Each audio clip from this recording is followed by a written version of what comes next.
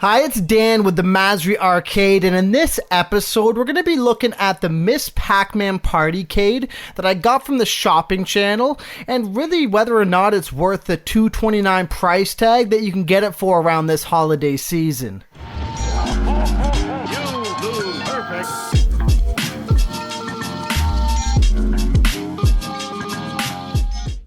Now, as far as partycades go, this looks pretty par for the course. However, there are a couple unique features. So, the very first partycade I bought only came with a single speaker. This one has two.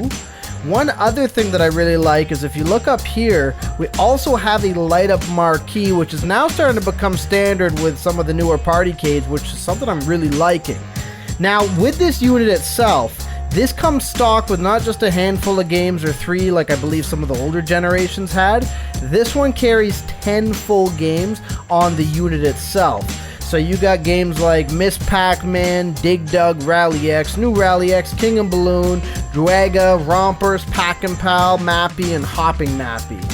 Now, one thing that I do really like is there's actually an option setting for this unit. So for each game, you can change things like the speed on some of them, pixel smoothing, difficulty, and even lives if that's something that's applicable to that game.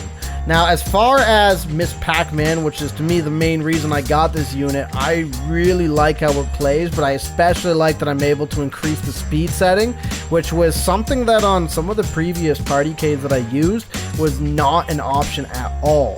Now, with that being said, well, this works awesome. Some games on this unit weren't probably the greatest. So what I mean by that is Pac-and-Pal was a game I never even knew existed up until playing on this unit, and I'm not sure I really care that it does.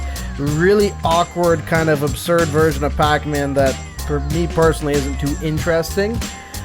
With that being said, though, the bulk of the games on here for myself and people who've come over and played on this unit are relatively interesting and intriguing. So with games like Rally and Rally X, I personally have spent many hours having a couple drinks and playing them with friends. Draga, I could give or take. Hopping Mappy, I could give or take. But overall, the game selection in general is pretty good. One game I do want to highlight is Rompers. So Rompers was actually a game when I was a kid. I played it on like an old main cabinet that my uncle had put together. And it was one of those games that I'd never really played or seen before as a kid, and for some reason it really drew me in, and to this day, playing it on this unit, I can still say that my feelings are pretty much the same. It's actually a really enjoyable game that I've been playing quite a bit on this machine. So overall, my closing thoughts for this unit are that you got 10 games. Some are not the greatest, but for the most part, I'd say the value's there. The unit itself has a lot of excellent features. So if you're looking at the actual fact that you have a light-up marquee and double speakers as well as option settings, my overall opinion is this unit is very strong. And compared to even some of the full-size cabinets, I'd say is really good bang for your buck. And if you actually look on TSC at this moment, they're offering this unit for $229. And you can even split it up into like easy pays if that's something that you like to do as well. So as far as these units go for partycades, I'd say this is a definite recommend.